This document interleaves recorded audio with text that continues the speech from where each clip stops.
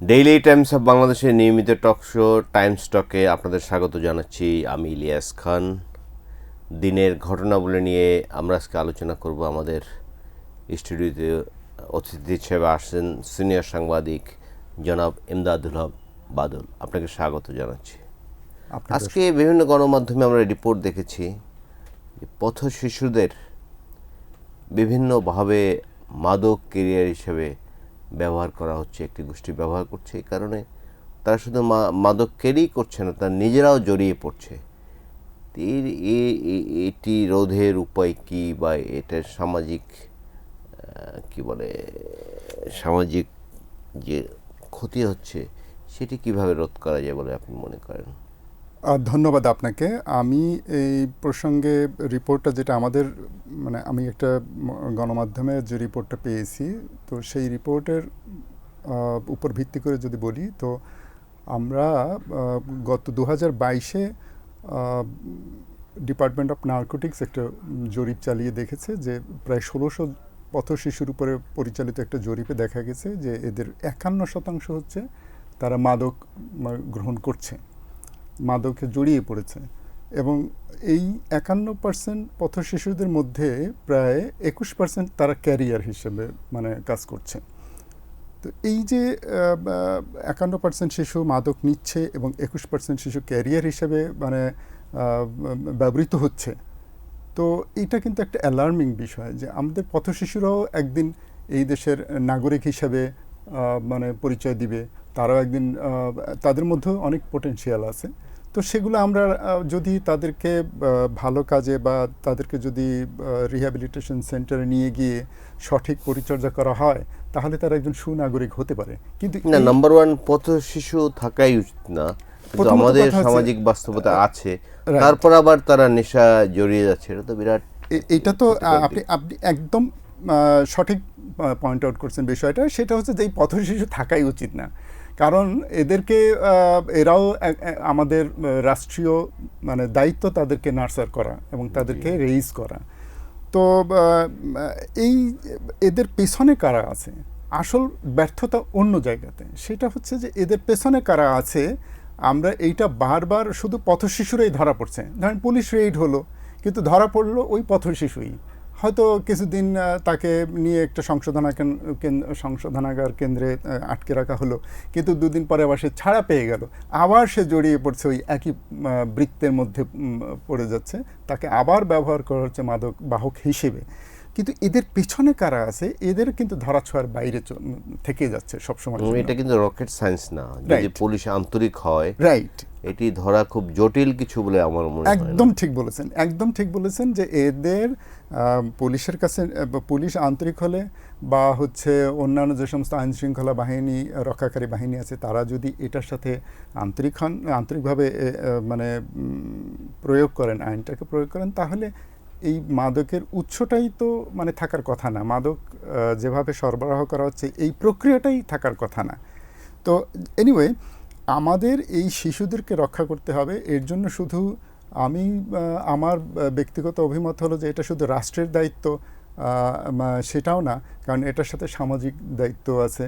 তারপরে বৃহত্তর ক্ষেত্রে এই সামাজিক দায়িত্বটা অনেক বড়। দেখেন, পথশিশু কখন হয়?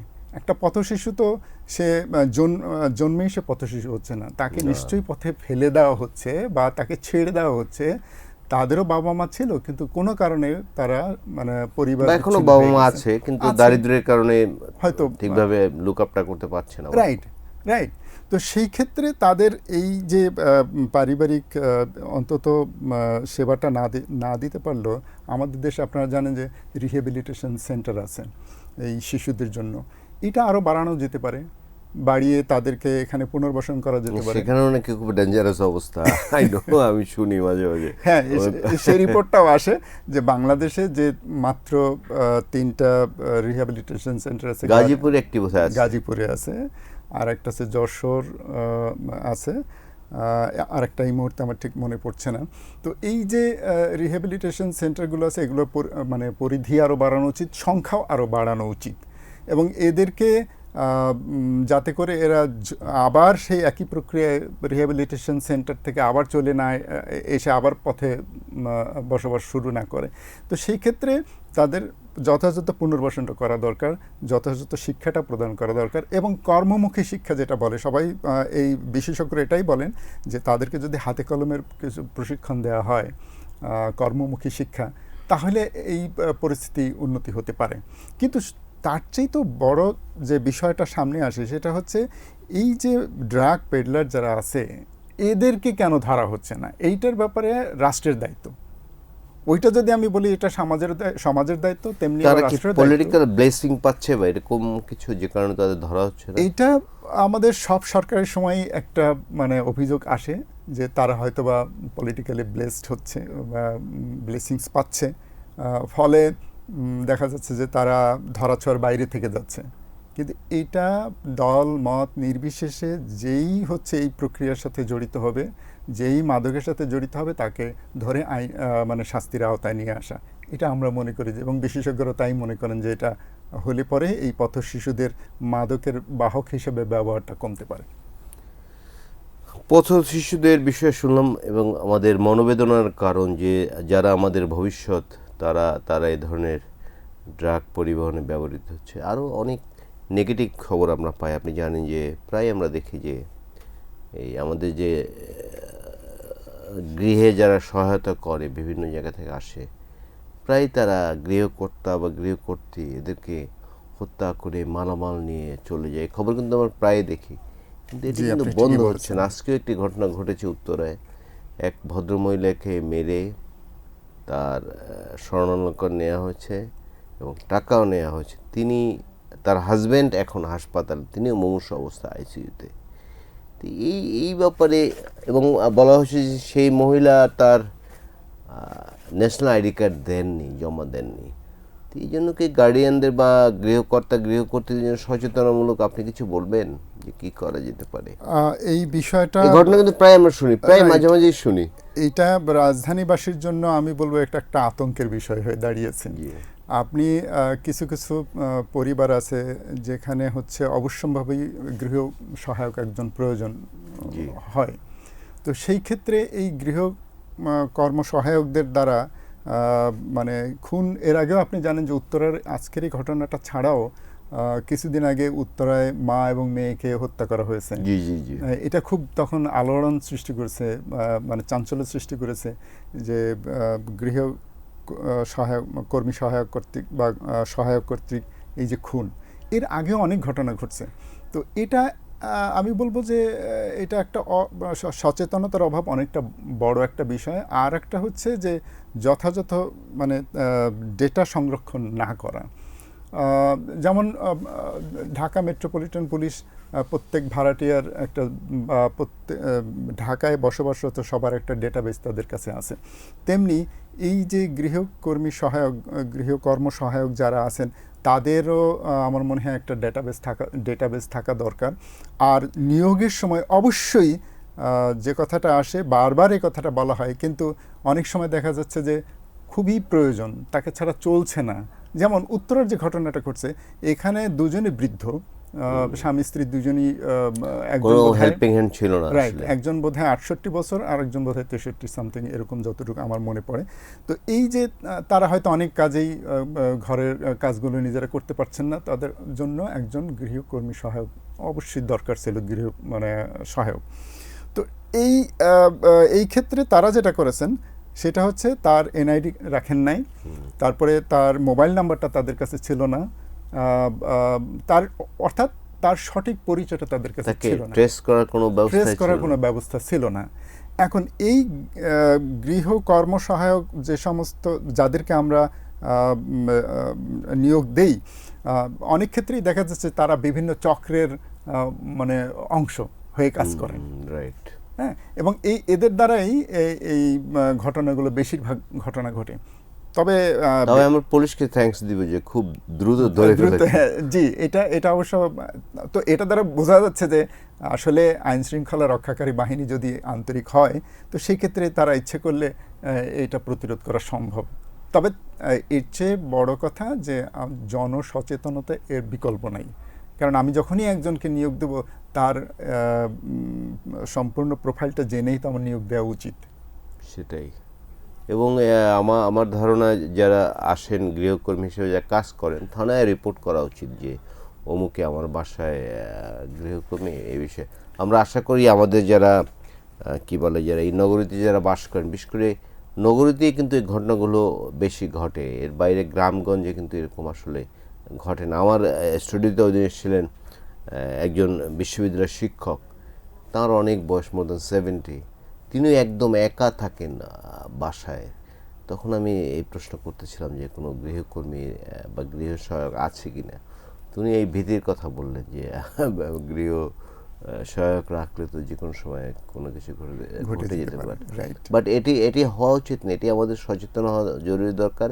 এবং যারা এই কাজ করেন তাদের কিন্তু যথাযথভাবে যেটা আইডেন্টিফাই করা যায় সেরকম একটা ব্যবস্থা।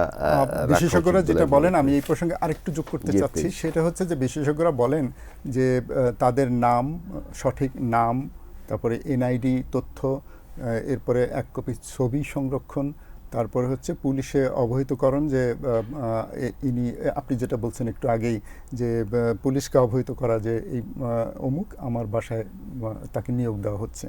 তাহলে এই ঘটনাগুলো অনেকটা প্রতিরোধ করা সম্ভব। এগুলো ভীতিও কাজ করবে, তাই না, যে আমি যে কোনো সময় ধরা পড়ে যেত। আরেকটি খুব বেদনাদায়ক সংবাদ, আর এক আবেদ আলীর সন্ধান পেয়েছে দুদক। তিনিও পিএসসি, নিশ্চয়ই আপনি আবেদ আলী সম্পর্কে আমার ব্যাখ্যা করার দরকার নেই, আপনারা নিশ্চয়ই জানেন এবং এই অনুষ্ঠান যারা দেখছেন সবাই জানেন, এবং এটা মানে সারা বাংলাদেশে এটা। তার নাম হচ্ছে আতাউর রহমান। তিনিও একজন গাড়ি চালক, তিনি পিএসসির একজন সদস্যের গাড়ি চালাতেন। আজকে দুদক তার নামে যে মামলা করেছে, বিভিন্ন অ্যাকাউন্টে অনেক টাকা পেয়েছে। তা আবেদ আলীর সংখ্যা কি বেড়েই যাবে? আসলে এই বিষয়টা আমরা অন্যভাবে যদি দেখি, যে সমাজের কোনো অংশ যদি পচন ধরে, তো এখন এই শিক্ষা জাতির মেরুদণ্ড বলে সবাই, কিন্তু আমরা কি করছি, আমরা সেই জায়গাটাকেই কিন্তু সবচেয়ে বেশি ধ্বংস করে ফেলছি। আমাদের মানে যেমন হচ্ছে নকলের প্রসঙ্গটা আসছে, মানে এই যে অবৈধ উপায় বা অসৎ উপায় অবলম্বন করে মানে পাশ করে যাওয়া, তারপরে চাকরি নিয়ে নকলকে মানুষ অপরাধী মনে করেন এখন অপরাধী মনে করছে না, অথচ এক সময়, তবে আসার কথাও আছে এই প্রসঙ্গে, আমি একটু পরে আসছি সেটা নিয়ে। তবে আবেদ আলীর প্রসঙ্গে যেটা আসছে, আর এক আতাউর রহমান যে প্রসঙ্গটা আসলো পিএসসির ক্ষেত্রে, এখানে দেখেন খুব দুঃখজনক একটা বিষয়, যে পিএসসির মতো জায়গায় পিএসসি যাদেরকে নিয়োগ করে তারা হচ্ছে রাষ্ট্রের সবচাইতে মেধাবী সন্তানদেরকে মানে রিক্রুইট করা হয়, আমরা তো সেটাই ধরে নিই।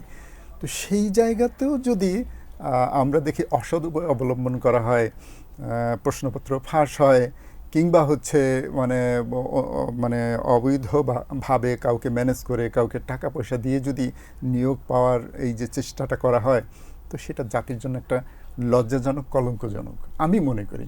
কারণ এরাই তো হচ্ছে বড় বড় অফিসার হবেন, হ্যাঁ, এরাই হচ্ছে দেশের মানে এই যে আমাদের আইন কানুনগুলো যেগুলো আছে সেগুলো তারা বাস্তবায়ন ঘটাবেন।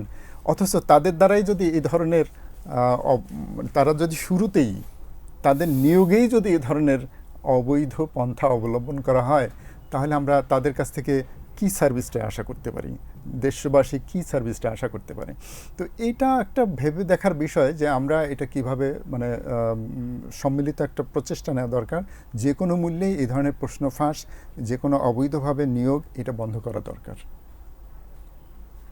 বন্ধ যদি না হয়, প্রকৃত মেধাবীদের আমরা কিন্তু পাবো না, এবং মেধাবীদের আমরা পাবো না। ড্রাইভিং সিটে যদি মেধাবীরা না থাকে, কিন্তু পুরো নেশনকে সাফার করতে হবে। এই ড্রাইভিং সিটে যে যারা বসেন, তাদের যে মূল কি বলে যে উৎপত্তি স্থল ঢাকা বিশ্ববিদ্যালয়, সেই ঢাকা বিশ্ববিদ্যালয়ের ভিসি আজকে পদত্যাগ করেছেন। এটিকে আপনি কি বলবেন? ঢাকা বিশ্ববিদ্যালয়ের এটা একটা মানে সিগনিফিক্যান্স একটা বিষয়। এই কারণে আমি বলবো যে পদত্যাগ যে কেউ করতে পারেন, এটাতে মানে দোষের কিছু না। তো তার মেয়াদ থাকা সত্ত্বেও তিনি পদত্যাগ করেছেন এবং তিনি যে কারণটা বলেছেন, যে কারণটা দেখিয়েছেন, এটা আমার কাছে খুব আশ্চর্য মনে হচ্ছে এবং আমি এতে অবাক হয়েছি যে উনি বলেছেন যে উনি তো এর আগেই আরো এর আগেই বলেছেন 10 ফেব্রুয়ারি পদত্যাগের আগ্রহ প্রকাশ করেছিলেন, ইচ্ছা প্রকাশ করেছেন। ইচ্ছা প্রকাশ তো করেছিলেন, উনি রাইট। যেটা বলেছেন, রাজনৈতিক সরকার যাতে নিজেদের মতো করে প্রশাসন পুনর্বিন্যাস করতে পারেন সেই সুযোগ করে দেওয়ার জন্য তিনি সরে দাঁড়াতে চাচ্ছেন। এই বিষয়টা আমার কাছে খুব অবাক লাগছে। এই বিষয়টি খুবই গুরুত্বপূর্ণ বিষয় যে তাহলে কি শিক্ষাঙ্গন অর্থাৎ ঢাকা বিশ্ববিদ্যালয়ের মতো মানে একটা বিশ্ববিদ্যালয়ের মানে সর্বোচ্চ পর্যায়ে একজন যিনি বসে আছেন তিনি এই ধরনের কথা বলছেন, তার মানে কি আমরা ধরে নেব যে সবগুলোই, হ্যাঁ এটা আমরা জানি যে অলিখিতভাবে জানি যে একটা রাজনৈতিক এখানে রাজনৈতিকভাবে নিয়োগটা হয়, কিন্তু এটা তো আসলে অটোনোমাস বডিতে আমার মনে হয় যে আমি মনে করি, ব্যক্তিগতভাবে মনে করি যে এটা নিরপেক্ষ হওয়া উচিত, অরাজনৈতিক হওয়া উচিত, কারণ এর সাথে জড়িত আছে প্রকৃত শিক্ষার একটা বিষয়। আপনি আমার সাথে একমত হবেন, আমাদের রাজনৈতিক সরকারগুলো আসার পর থেকে 91 থেকে ঢাকা বিশ্ববিদ্যালয়ের ভাইস চ্যান্সেলর যারা নিয়োগ পেয়েছেন সব কিন্তু রাজনৈতিক বিবেচনা, এবং এমন ব্যক্তিও নিয়োগ পেয়েছেন যিনি এক লাইন শুদ্ধ বাংলা বলতে পারেন না। আমাদের জন্য খুব দুর্ভাগ্যজনক, এটা হওয়া উচিত না। কিন্তু এটা আমাদের বাস্তবতা, এটা আমি স্বীকার করে নিচ্ছি যে আমাদের এটা বাস্তবতা, কিন্তু এটা হওয়া উচিত বলে আমি মনে করি না। অন্তত বিশ্ববিদ্যালয়গুলোতে এটা হওয়া উচিত না। এখানে অরাজনৈতিক যারা মেধাবী অধ্যাপক এবং হচ্ছে খুব মানে যারা পরিচালনায় প্রশাসন পরিচালনায় অভিজ্ঞ, তাদেরকে এখানে ভিসি হিসাবে নিয়োগ দেওয়া উচিত বলে আমি মনে করি। আমরা সেই আশা নিয়ে থাকলাম, ঢাকা বিশ্ববিদ্যালয়ের প্রকৃত যোগ্য ব্যক্তি ভাইস চ্যান্সেলর হিসেবে দায়িত্ব পারে, কোনো রাজনৈতিক বিবেচনায় যেন তিনি দায়িত্ব কেউ না পান, এই আশাবাদ ব্যক্ত করে আমাদের আজকে আলোচনা আজকে শেষ করছি। আপনাকে স্টুডিও আসার জন্য আবার ধন্যবাদ জানাচ্ছি। আপনাকেও ধন্যবাদ, টাইমস অফ বাংলাদেশকেও ধন্যবাদ।